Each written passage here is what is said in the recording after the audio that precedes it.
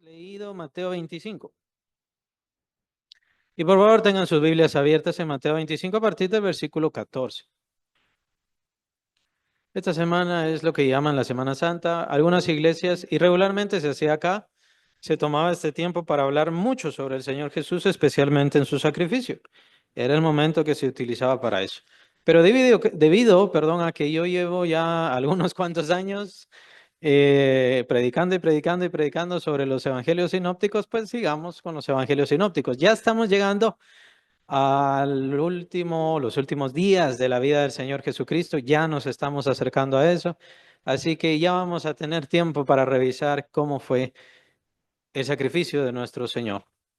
Antes de empezar a ver esos eventos, pues estábamos viendo capítulo 24 que habla sobre el final de los tiempos y este capítulo 25 muy importante porque el Señor nos da parábolas a nosotros para que estemos preparados para su venida, que estemos preparados y preparándonos y apresurando. Es una expresión que usa el apóstol Pedro. El apóstol Pedro dice que estemos apresurando la venida del Señor Jesucristo. Ese es un trabajo nuestro también, por cierto. Así que en esta parábola, y ahí vamos a dejar el capítulo 25, sé que siguen más cosas, pero hablan sobre el final de los tiempos y el juicio final. No, lo particular no lo voy a revisar. Mejor me voy a quedar con este. Como último, la parábola de los talentos, y de ahí vamos a los eventos en la vida del Señor Jesucristo. Mateo 25, a partir del versículo 14, voy a leer del 14 al 18. Dice, porque el reino de los cielos es como un hombre que yéndose lejos llamó a sus siervos y les entregó sus bienes. A uno dio 5 talentos, a otro 2 y a otro 1, cada uno conforme a su capacidad. Y luego se fue lejos, y el que había recibido 5 talentos fue y negoció con ellos, y ganó otros 5 talentos. Asimismo, el que había recibido 2, ganó también otros 2, pero el que había recibido 1 fue y cavó en la tierra y escondió el dinero de su señor. ¿En qué sigue la parábola o en qué se centra la parábola? En que el Señor regresa, después de un tiempo, regresa y quiere poner las cosas a cuentas. Así lo dice el versículo 19. Después de mucho tiempo vino el Señor de aquellos siervos y arregló cuentas con ellos. ¿De qué se trata la parábola? Tiene varios sentidos, tiene varias razones, tiene muchísimo conocimiento, es una parábola muy importante, pero hay que aclarar ciertas cosas. Como dije, ya estamos en vísperas de que en la religión usan esto que se llama Semana Santa y es un tiempo que utilizan para consagrarse, tienen la cuaresma, no comen pescado, no sé por qué, supuestamente ha de ser algo inmundo o no quieren ensuciarse a sí mismos, no sé, no le hallo sentido, obviamente. El Señor habló en su palabra sobre el cerdo, pero no entiendo por qué el pescado de pronto ahora es tan importante y solamente ese pescado podrían comer. No sé, son costumbres raras y situaciones ciertamente paganas, pues ese es el fin. Hay quienes hacen peregrinación, el Señor no nos mandó a hacer peregrinación. Hay quienes, eh,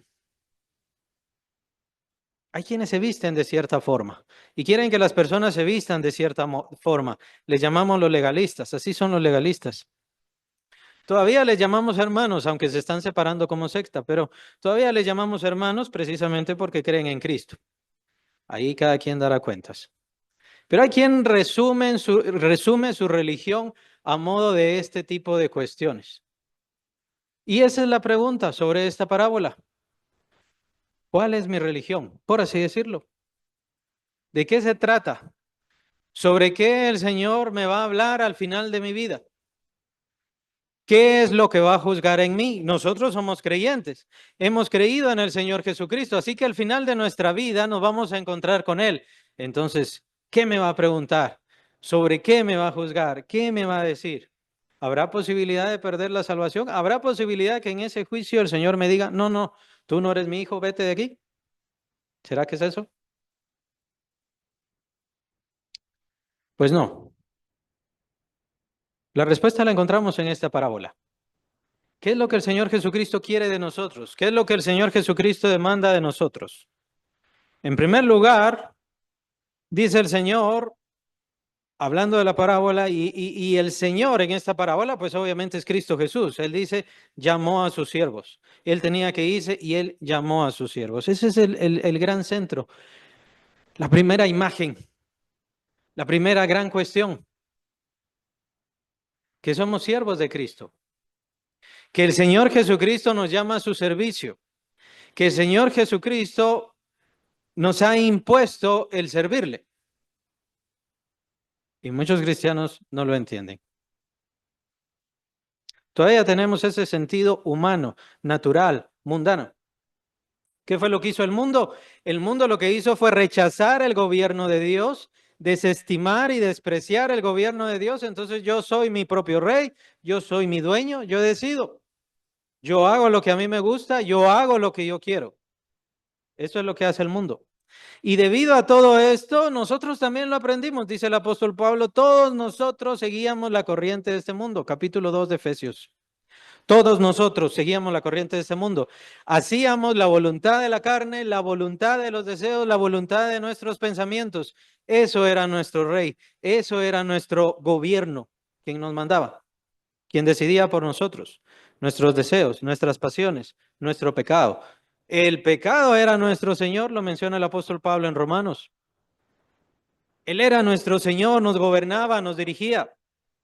Lastimosamente hemos aprendido todo eso, de tal manera que dice el apóstol Pablo, en aquel tiempo nosotros éramos incluso hijos de ira.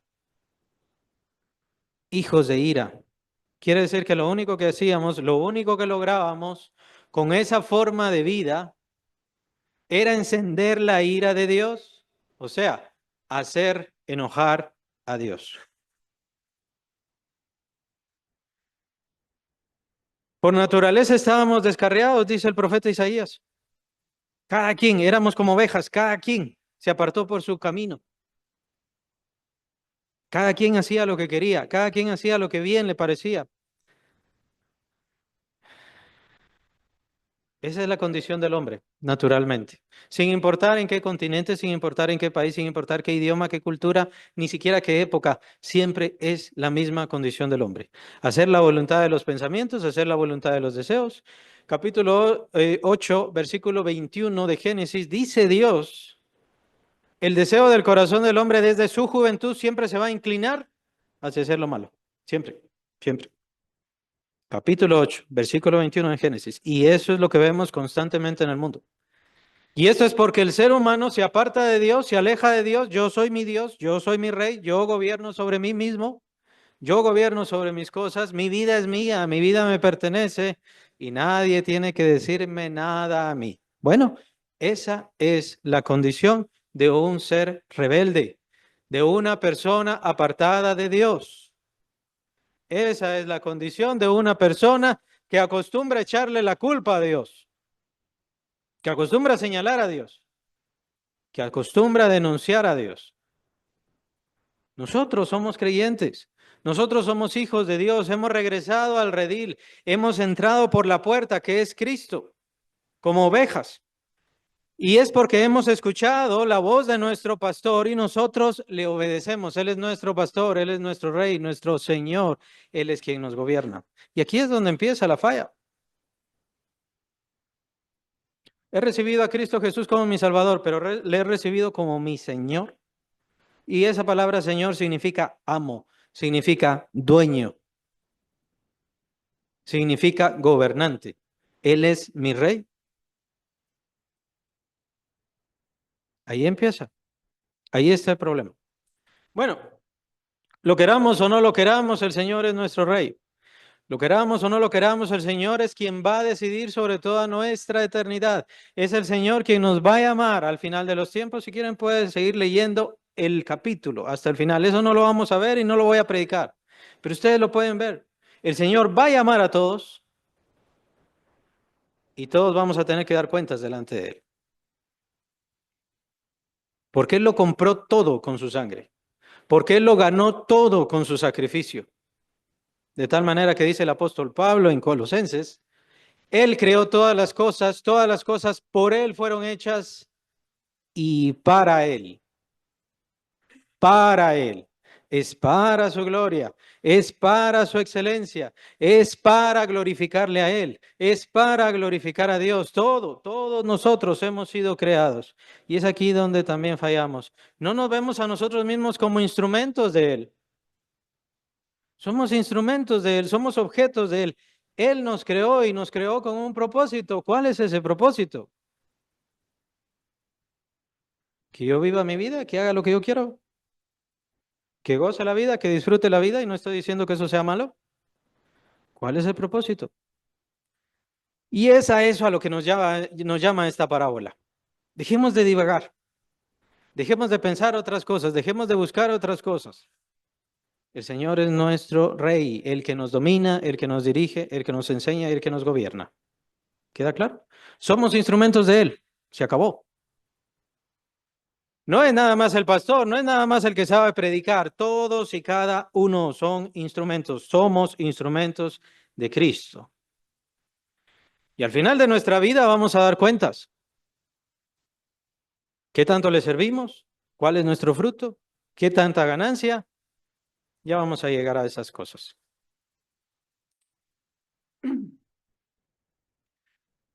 Algo muy famoso que existe ahora, que se da ahora en ciertas denominaciones, es el Dios me dijo. Dios me dijo esto, Dios me dijo aquello, Dios me dijo aquí, Dios me dijo allá. Y pareciera que lo gustoso ahora o la excelencia espiritual en una persona es qué tanto oye a Dios. Entonces Dios le habla todos los días. Y Dios le dice todos los días, esto tienes que hacer y aquello tienes que hacer. Bueno, nuevamente el desconocimiento en la parábola es bastante grande. Hay una intención. Ciertamente va a llegar el momento cuando estemos delante del Señor y en el reino glorioso de Dios. Le vamos a ver en cada momento que querramos o necesitemos. Le vamos a hablar en todo momento. Pero ¿cuál es la intención de Dios? ¿Cuál es la intención de Dios en este tiempo en el cual Él no se manifiesta, Él no se aparece? Le percibimos por fe, les percibimos por el Espíritu, sabemos que Él está aquí, sabemos y creemos, pero Él lo que quiere es darse cuenta quién le quiere servir y quién no le quiere servir. ¿Quién tiene su mente? ¿Quién quiere su mente? ¿Quién quiere obtener su mente? Como decía, hay algunas denominaciones, Dios me dijo que le dijera esto, Dios me dijo que le dijera aquello. Espérese, si eso no es, ese no es el propósito de Dios. El propósito de Dios es llenar su corazón con su vida, es llenar su mente con sus pensamientos, con los pensamientos de Dios. El propósito de Dios es que usted elija actuar como Dios. Así lo dice uno de los apóstoles. Así como Él es, así somos nosotros en este mundo. Ese es el propósito del creyente. No que Dios le diga, ve para allá, vístete de esta forma, haz esto, no hagas aquello. Ese no es el propósito de Dios, ya nos ha dejado su ley. El propósito es que yo, que ustedes, que todos nos llenemos tanto de Dios que elijamos en todo momento lo que Dios quiere hacer. Que elijamos en todo momento el camino de bendición, que en todo momento elijamos el camino de dicha, el camino de la gloria de Él, de la exaltación de Él. Es ahí donde está la prosperidad, es ahí donde está la bendición. Es de esto de lo que los creyentes no se apropian, no se toman de estas cosas, de los pensamientos de Dios en su propia vida. No aprenden a ser como Dios, por eso Dios no los bendice más. Siguen en su rebelión, más o menos, moderada. Me gustan las cosas del mundo, me gusta la salvación, pero me gustan las cosas del mundo. Y el Señor no nos ayuda a crecer y a crecer más. Los creyentes no se sujetan a Cristo y ese es el propósito de esta parábola, que nos sujetemos. Él es nuestro Señor, nos creó para Él. Dejemos el pensamiento humano atrás, dejemos ese pensamiento. El hombre cree incluso que viene del mono, que viene simplemente por accidente. Un golpe de suerte, esa es una expresión que escuché en un documental que hablaba sobre el principio de la vida. Fue un golpe de suerte. No fue un golpe de suerte. Fuimos creados a la imagen y semejanza de Dios como instrumentos para la gloria y la honra de Dios. Eso es lo que somos.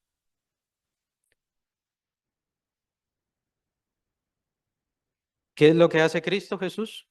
Como sus instrumentos que somos, como sus instrumentos a los cuales nos ha llamado, el Señor nos da talentos. Importantísimo lo que aparece en esta parábola. Él ya me ha dado talentos. Él ya me ha dado aptitudes. Él ya me ha dado los recursos necesarios para yo poder prosperar, bendecir, pregonar el nombre del Señor Jesús. Hermanos, pareciera que a veces no lo creemos, pero el Señor está integralmente comprometido con nuestra bendición, prosperidad y multiplicación. Él quiere que estemos bien. Él quiere que seamos felices. Él quiere que estemos llenos de todas las bendiciones posibles. Lo quiere hacer. Somos nosotros los que no seguimos el método de Dios. Le llama así. Eso quiere decir que hay pasos. Eso quiere decir que hay formas. No seguimos el método de Dios. No nos preocupamos de la palabra. ¿Cuáles son los principios de la palabra? ¿Qué es lo que yo tengo que hacer? Tengo que buscarlo y empezar a hacerlo. Que el Señor ponga la fe, la seguridad en mí. Lastimosamente hay cristianos que ahora ponen mucho su fe en la cuestión de la profecía. Es que me dieron profecía. Es que un profeta me dijo. Es que me habló aquí, me habló allá. El Señor ya le habló con su palabra. No necesita profecía. Lo que necesita es fe, confianza. Y fe en lo que le acabo de decir. El Señor quiere multiplicarle. El Señor quiere bendecirle. El Señor quiere prosperar su trabajo, prosperar su negocio, prosperar su mente, darle un buen puesto.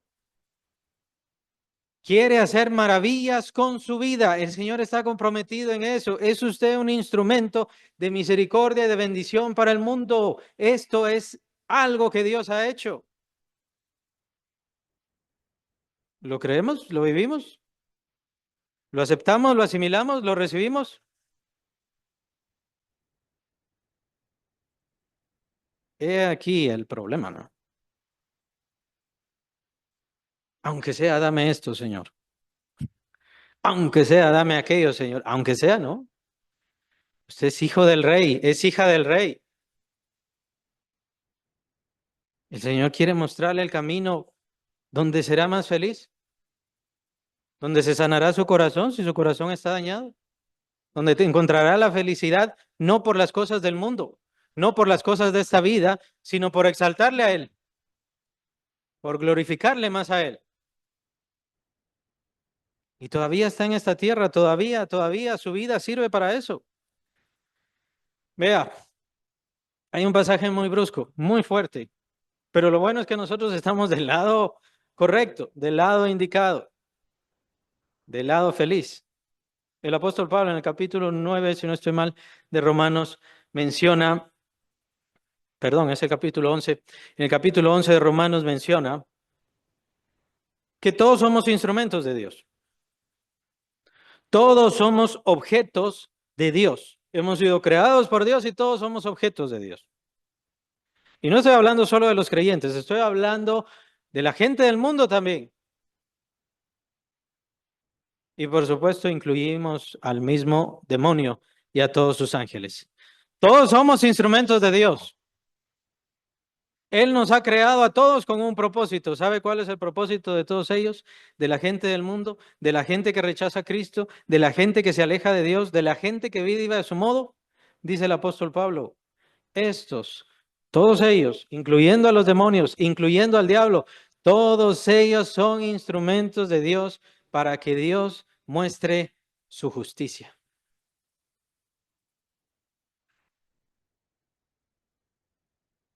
Para que Dios muestre toda su justicia. De eso se trata ese lago de fuego. De eso se trata ese infierno. Esas personas pueden señalar a Dios todo lo que quieran y lo van a hacer y lo van a seguir haciendo.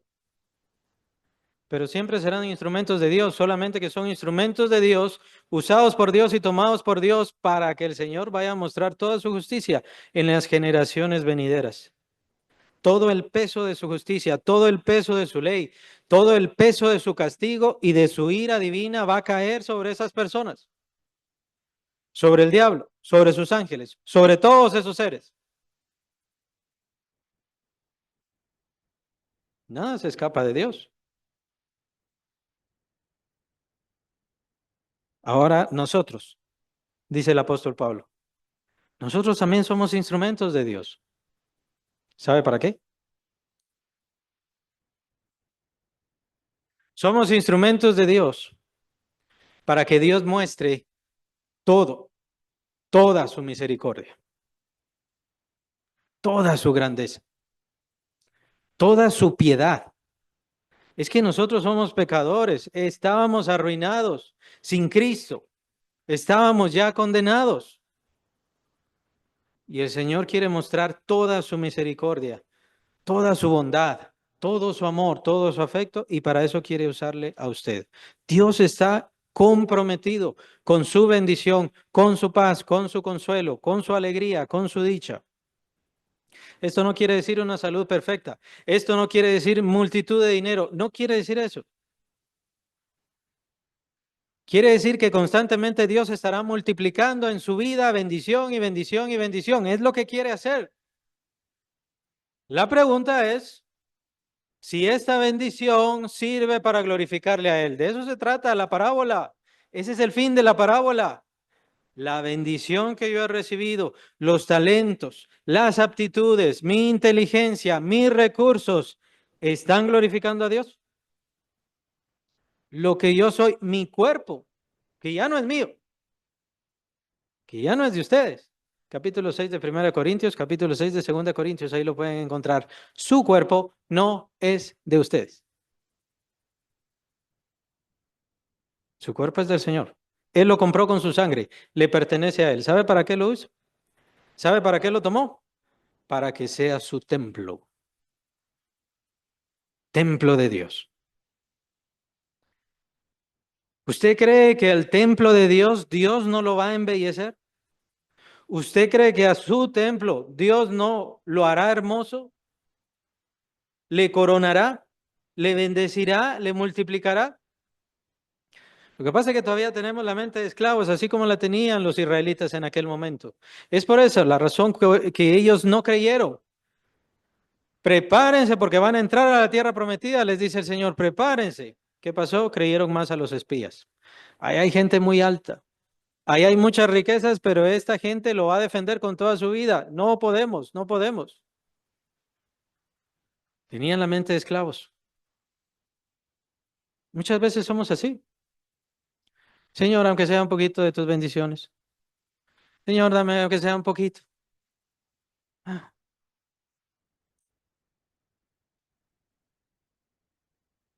el Señor nos ha bendecido con toda clase de bendición espiritual en los lugares espirituales. Eso lo dice la palabra de Dios. Ya está ahí.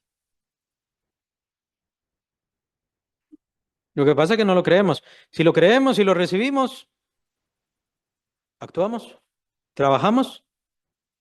Véase que la parábola se centra en ganancia. Eso es todo, en ganancia. Yo con lo que he recibido del Señor, se lo tengo que devolver en fruto. Se lo tengo que devolver multiplicado. Y aquí no nos habla específicamente sobre el trabajo. ¿Por qué? Dice el apóstol Pablo, no he sido yo el que he logrado todo esto. Todas estas iglesias, todas estas conversiones, no he sido yo. No he sido yo. Ha sido la gracia de Dios en mí. Dios no nos da los talentos y mira qué haces. No, la parábola se centra en la actitud, en la mente de los cristianos. ¿Cómo está su mente? ¿Cómo está su corazón? Señor, bendíceme, Señor, dame, pero yo quiero que esto que me has dado, que esto que tengo yo ahora en mis manos, lo quiero multiplicar para glorificarte a ti. ¿Es así como ve a su familia? Porque su familia es una gran riqueza, es una riqueza dada por Dios. Es un patrimonio maravilloso, tiene que ver con el futuro. ¿Así la cuida? ¿Así la ve? ¿Ha dado fruto? Por eso les digo, nosotros como iglesia nos centramos mucho en todo esto que tiene que ver la familia, en bendecir a la familia, en bendecir al esposo, en bendecir a la esposa, en bendecir a los hijos. La iglesia tiene por obligación eso. Tenga cuidado de cómo hace las cosas, hágalo todo bien delante de Dios. ¿Por qué? Porque va a dar cuentas.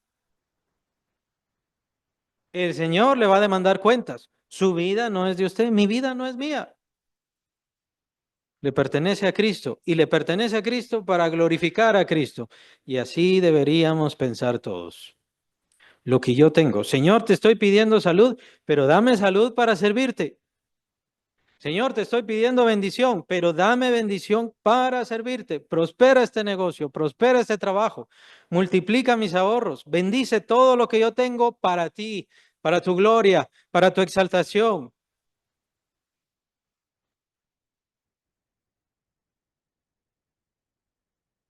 Veamos la mente del que no era así. Al que había recibido un talento. Vamos a ver cómo le contesta al Señor. ¿Se recuerdan? El Señor, en la parábola, el Señor de estos siervos regresa y quiere pedir cuentas. Bueno, ahora vamos a ir al último, para cerrar mejor con el broche de oro, los buenos, los que sí quieren servir al Señor. Estamos en, sería versículos 24 y 25 de Mateo 25. Este es el malo. Apenas recibió uno. Solamente te tienes que preocupar por uno. ¿Se recuerdan? Dice la parábola que el Señor le repartió conforme a su capacidad. Él conocía su capacidad, igual conoce nuestras capacidades. Él sabe hasta dónde llegamos, hasta dónde no, por eso nos ha repartido. Todos tenemos talentos, todos hemos recibido de Cristo. ¿Qué pasa con este hombre? Le pide cuentas, el amo, el Señor, el dueño. ¿Cuál? ¿Qué hiciste con lo que yo te di? Pero llegando también el que había recibido un talento dijo, Señor, te conocía que eres hombre duro, que ciegas donde no sembraste y recoges donde no esparciste. Por lo que tuve miedo y fui y escondí mi talento en la tierra. Aquí tienes lo que es tuyo. No te he robado nada, no te he quitado nada, no desprecié ninguna cosa tuya, no lo usé para lo malo. Vean, estoy señalando todo esto porque muchas veces nosotros pensamos, bueno, es que no estoy haciendo lo malo con las cosas que Dios me ha dado, pero ese no es el centro. No se trata solo de no hacer el mal, se trata del fruto que le vamos a entregar al Señor, al amo. ¿Cuál es la actitud de este hombre? Señor, te conocía que eres hombre duro y que ciegas donde no sembraste y recoges donde no esparciste. ¿Qué es lo que está haciendo ahí? Echándole la culpa. Le está echando la culpa a su amo, le está echando la culpa a su siervo. Tú eres un hombre muy brusco, tú eres un señor muy severo, tú eres un amo que exige demasiado. ¿Será que así somos a veces con Dios? Muchas veces los ateos son así. Los ateos dicen, yo no le pedí a Dios nacer. Yo no le pedí, yo no le exigí a Dios nacer. Así que ¿por qué ahora me está demandando y me está diciendo que me va a echar al infierno por no creer en Él? Es una forma muy solapada de salir. Algo así como Adán, ¿se acuerdan cuando pecó? ¿Qué pasó cuando él pecó? Cuando el Señor se le manifiesta y le está pidiendo cuentas. La mujer que tú me diste, ¿se recuerdan? La mujer que tú me diste le echó la culpa a la esposa. De ahí en adelante, los esposos le echan la culpa a las esposas. La mujer que tú me diste, dice, tú eres el culpable porque tú me diste esta mujer. Si yo no tuviera esta mujer,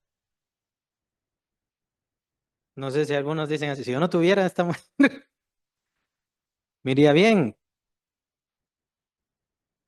La mujer que tú me diste, la bendición que tú me diste. No, no, no, no, no, no. Dios no da bendiciones para lo malo. Dios no da talentos para lo malo. Los que eligen el mal somos nosotros, pero depende de nuestra actitud. La actitud de este siervo era así. La actitud de este siervo era echarle la culpa a Dios. Era decir que Dios es severo y Dios es severo cuando tiene que ser severo. Dios es bondadoso y misericordioso cuando debe serlo, en gran manera. De hecho, en el Antiguo Testamento dice, eres tardo, tardo para la ira y Él es grande en misericordia. Malentender el sentido y el propósito. Yo sabía que tú te ibas a enojar si perdía este talento. Yo sabía que tú te ibas a molestar si perdía el talento. Pero ¿qué fue lo que le enojó al Señor? Que lo enterrara, que lo escondiera, que no lo usara. Casi podría decirse, pero no aparece en la parábola, pero casi podría decirse, el Señor no se habría enojado si a él le hubieran robado el talento. El Señor no se hubiera enojado si él hubiera usado, invertido el talento y lo perdí. Perdóname, perdí la mitad, lo invertí. Con lo que se enoja el Señor es su falta de acción, su falta de trabajo, su falta de esfuerzo, su desinterés por el amo. ¿Sabías que yo era severo y que yo te iba a pedir cuentas sobre este talento? Y tú no estabas listo. Ni siquiera te esforzaste, ni siquiera te preocupaste. Esa es la verdad. Ponemos excusas, ¿no? Yo no puedo, yo no hago, no es fácil para mí. Ponemos diferentes excusas. Espero que algo entendamos sobre esta parábola. Las excusas no cuentan para el Señor. No le preocupan. No hay excusa. No hay pero que valga. Quiero que trabajes. Te he dado talentos, te he dado capacidades. Hay muchas cosas que tienes que vienen de mí. Quiero que las uses para mi servicio, para mi honra, para mi gloria. Y no vale, no se vale esconderlo. Y no se vale el no puedo. Y no se vale el no sé. Te he dado todas las armas, te he dado todos los recursos. Ahí está. Y tienes que trabajar. Y tienes que servirme. Por eso inicié con toda esta situación, no solamente porque estamos en vísperas de esto que se llama Semana Santa, sino porque hay mucha gente que creen que están cumpliendo con Cristo cargando eso. Es que estoy cargando este gran peso y con eso estoy cumpliendo. No, no, no. Es muy claro, es muy fácil. Cristo le ha dado cosas a usted. Revísese cuál es el fruto que ha obtenido. ¿Cuánto está ganando para Cristo? ¿Cuánto está obteniendo? ¿En qué forma se está multiplicando lo que usted está haciendo?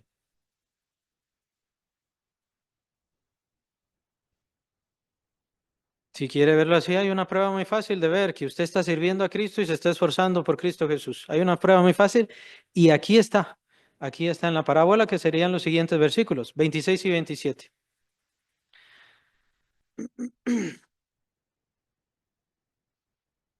Perdón, está en el 28 y en el 30.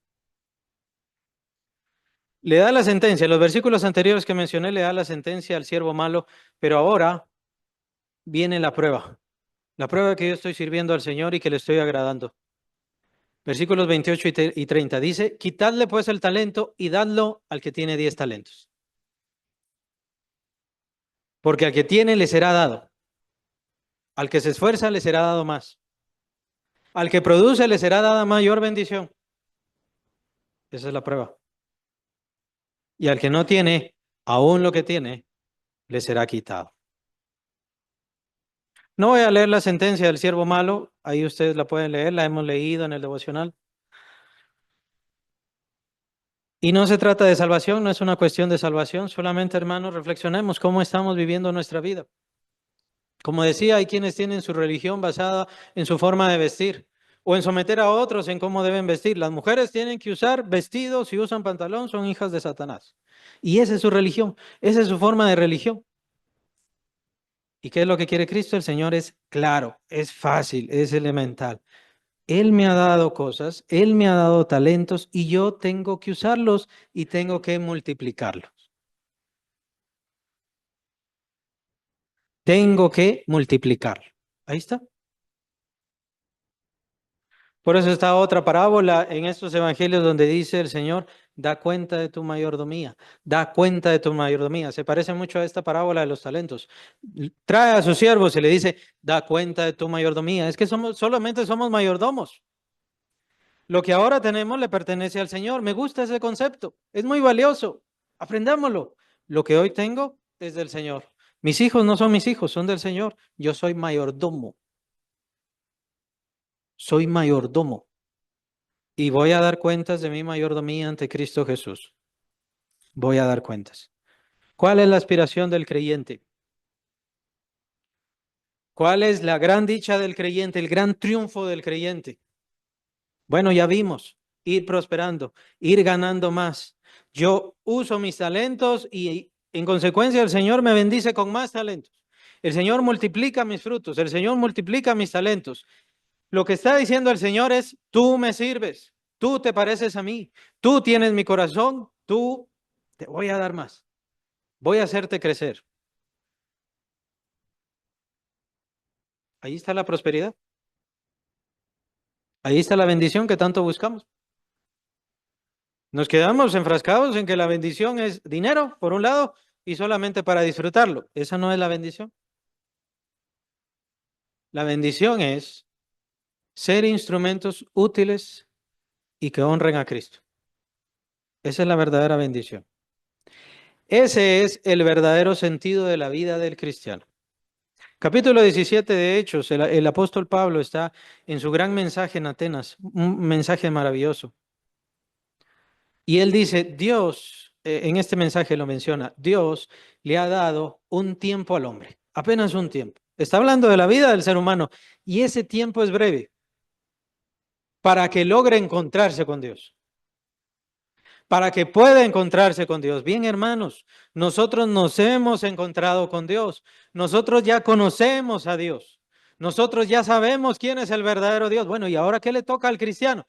Lo que le toca al cristiano es ser instrumento útil para Dios. De eso se trata, de eso se trata la cristiandad, de eso se trata mi religión. Y si usted es joven, tiene mucho tiempo, tiene juventud, tiene salud, tiene facultades. Si usted ya es adulto, bueno, tiene a su familia, todo esto que Dios le ha provisto. Familia, trabajo, bendiciones. Van a llegar los días malos. Van a llegar los días malos. ¿Se acuerda cuáles son los días malos? La Biblia lo dice también. Muy importante, acuérdate de tu Creador. ¿Cuándo? En los días de tu juventud. Antes que vengan los días malos van a venir. Los días sin salud, los días sin juventud, los días sin trabajo. Los días en los que ya no se puede trabajar, hay un himno que tenemos. Pronto la noche viene, tiempo es de trabajar, pronto la noche viene. Ya cuando venga la noche, entonces ya no podremos trabajar. Pongamos atención, todavía tengo mis facultades, todavía tengo estos talentos, tengo que servir a Cristo porque me voy a encontrar con Él. ¿Se recuerdan? Por eso estuvimos viendo capítulo 24 y vimos también la parábola de las vírgenes.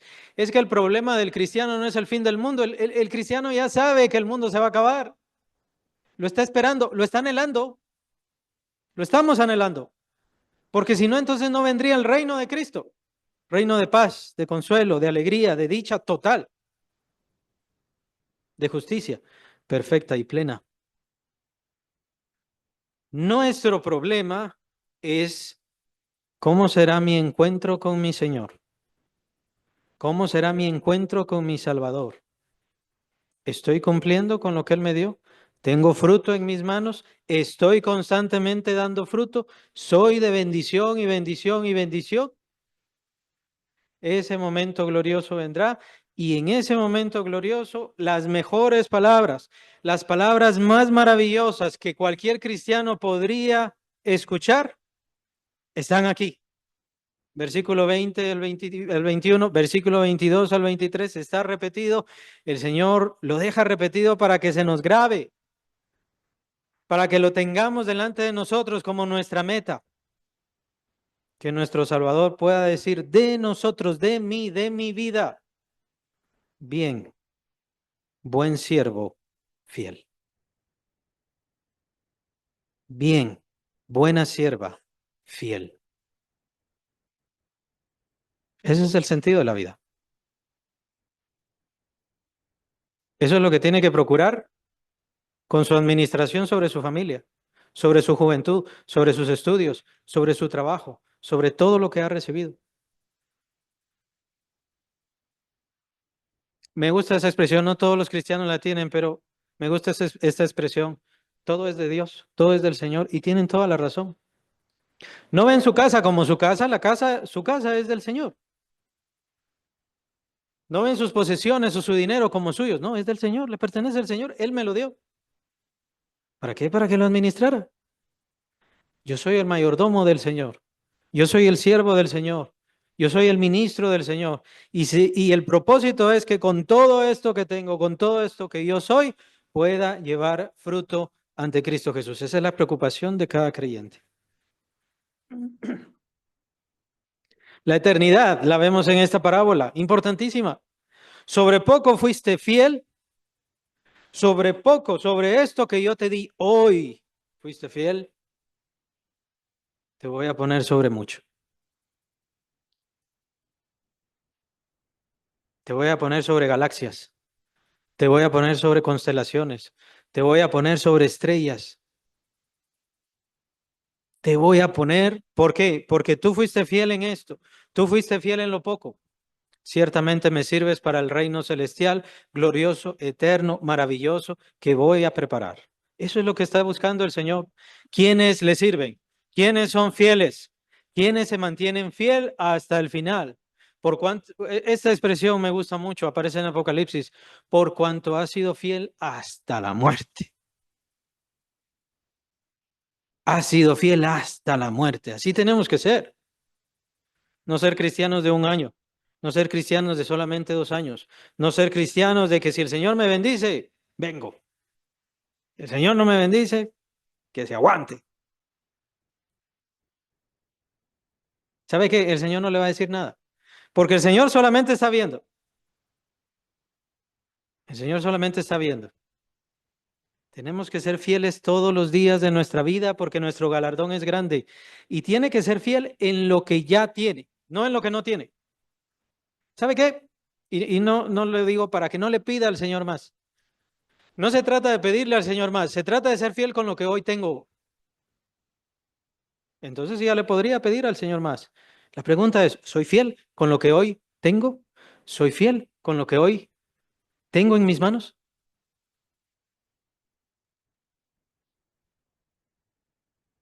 Muchas veces lastimosamente he oído esos términos. Si yo tuviera tiempo, si yo tuviera esto, yo quisiera hacer esto, yo quisiera darle a la gente dinero, yo quisiera hacer muchas cosas. Hombre, no se trata de lo que quisiera hacer y no importa lo que quisiera hacer. Se trata de lo que Dios le dio hoy y Dios se lo dio hoy. El Señor le ha dado cosas hoy y se trata de hacer lo mejor, lo ideal, ser de bendición a las personas, amar a los demás, ser una luz al mundo. Por eso digo, el Señor está completamente comprometido con nosotros, integralmente comprometido con nuestra bendición. ¿Por qué? Porque nosotros somos la luz al mundo, es decir, la luz tiene que brillar, tiene que mostrarse, tiene que hablarle al mundo. El mismo Señor dice, la luz no se mete debajo del almud, no se esconde, tiene que mostrarse. Y nuestro brillo, nuestra gloria, nuestra dicha, nuestra bendición, tiene que mostrarse al mundo. El Señor quiere bendecirle más, el Señor quiere prosperarle más. La pregunta es si hoy es fiel con lo que hoy tiene. Sobre mucho te pondré, entra en el gozo de tu Señor. ¿Se dan cuenta cómo el siervo anterior era malo? ¿Se dan cuenta cómo tenía un falso concepto de su Señor? Tú eres severo. Tú demandas de lo que no hiciste. ¡Ey! Él da el talento. Él da el crecimiento, si hablamos de Dios. Dios me pide cuentas a mí de lo que no hizo. ¡Ey! Usted ni siquiera entiende a Dios. Es Dios quien trabaja a través de su vida. Es Dios quien quiere mostrarse a través de usted. ¿Sabe quién va a brillar? No es usted quien va a brillar. Es Dios quien va a brillar a través de su vida. Y lo quiere hacer. Lo quiere hacer con todos. Pero tiene su método. Y después viene el gozo. El gozo del Señor. Estar con Él. Estar agradados. La vida cristiana no se trata de peregrinaciones. La vida cristiana no se trata de sufrir. Hay sufrimientos inherentes, pero no se trata de sufrir. Son pruebas. Son pruebas para ver si nos mantenemos fieles, si nos mantenemos seguros, si somos constantes, si nuestro gozo es nuestro Señor, si nuestra alegría es nuestro Señor, si queremos ese gozo que viene después, ese gozo maravilloso. Ahora recibimos un gozo espiritual, una paz que sobrepasa todo entendimiento. El Señor nos llena de dicha, de paz, de consuelo. Y esto es una vislumbre, son señales de la dicha venidera en Cristo Jesús. Este mundo no le ofrece nada a nadie, no le ofrece nada a nadie. La verdadera vida está en conocer a Jesucristo. La verdadera vida eterna está en conocer al Padre y a tu Hijo, al cual tú has enviado. Esas son palabras de nuestro Señor. Ahí está la vida eterna. Servirle a Él ahora para serle útil a Él por toda la eternidad y sobre todo demostrar nuestra fidelidad a Cristo. Vea, el problema no es oír a Dios, recibir mensajes de Dios, recibir profecías de Dios. Lo importante es ser fiel a Él. Fiel. Ese es el centro de su vida. Así como lo era para Pablo. Pablo recibió la visión de Cristo. Bueno, ahora ¿de qué se trataba su vida?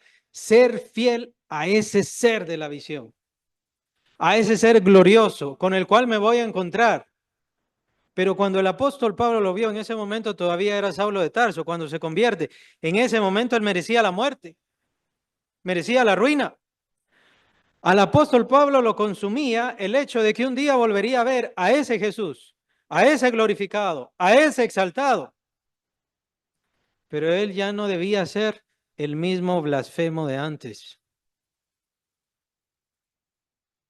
Tenía que someterse completamente a su servicio, entregarse completamente su honor y glorificarle incluso con su muerte. Y así lo cumplió. El Señor nos deja esta última parábola en sus evangelios sinópticos. Nos deja esta última parábola para que nos consuma ese pensamiento, que glorifiquemos y exaltemos al Señor Jesucristo con todo nuestro ser, porque un día, ciertamente, le vamos a ver. Y la pregunta es si Él a nosotros nos llamará fieles. Es la única pregunta que vale y la única pregunta que importa. Hermanos, que el Señor les bendiga.